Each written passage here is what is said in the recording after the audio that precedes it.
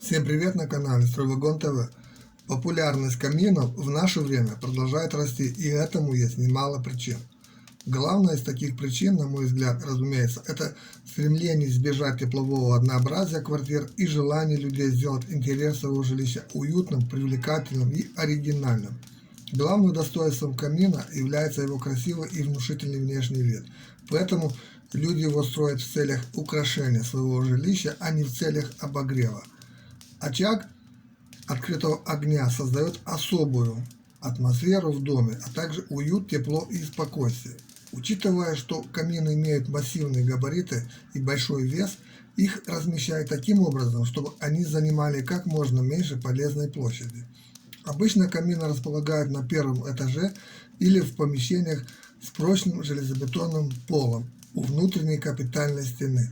Нельзя устанавливать камины у наружных стен или напротив стен с окнами и дверными проемами, а также в домах с деревянным потолком на втором этаже. Для нормальной работы камина его необходимо защитить от сквозняков и переохлаждения, поэтому с этой точки зрения камины с открытой топкой не размещают в коридоре или рядом с лестницей.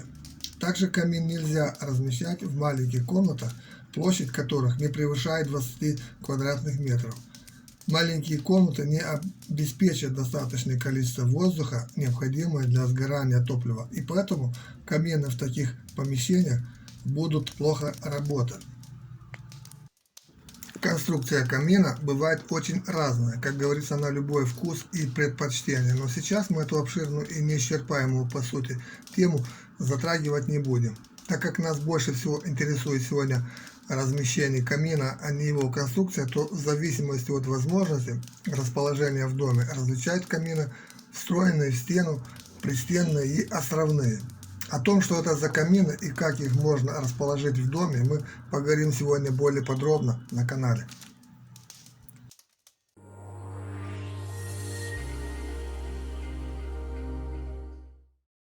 Итак, у встроенного камина топочная часть и конвектор, то есть дымоход, вмонтированы в стену. Такой камин можно установить только в строящемся доме одновременно с кладкой стен. Существенным преимуществом встроенного камина является то, что он занимает мало полезной площади. В остальном он ничем не отличается от других видов камина, и у него тот же низкий КПД, не более 25%, и способен нагреть помещение только пока в топке горят дрова. При установке пристенного камина его функциональную часть скрывают за фальш-стеной, что также требует не очень много жилой полезной площади. Такой камин можно возводить в уже отстроенном здании, что является бесспорным плюсом. Пристенный камин может располагаться в углу или посреди стены. В первом случае камин способен обогреть сразу 3 комнаты, но насколько ему это позволяет сделать довольно низкое КПД.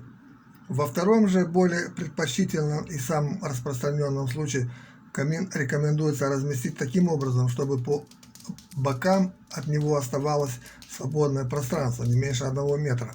Идеальный вариант размещения пристенного камина является его размещение посередине стены.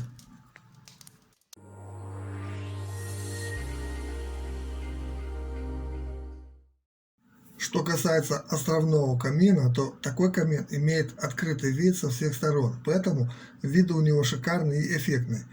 Камин также органично вписывается практически в любой интерьер и может занимать немного полезной площади.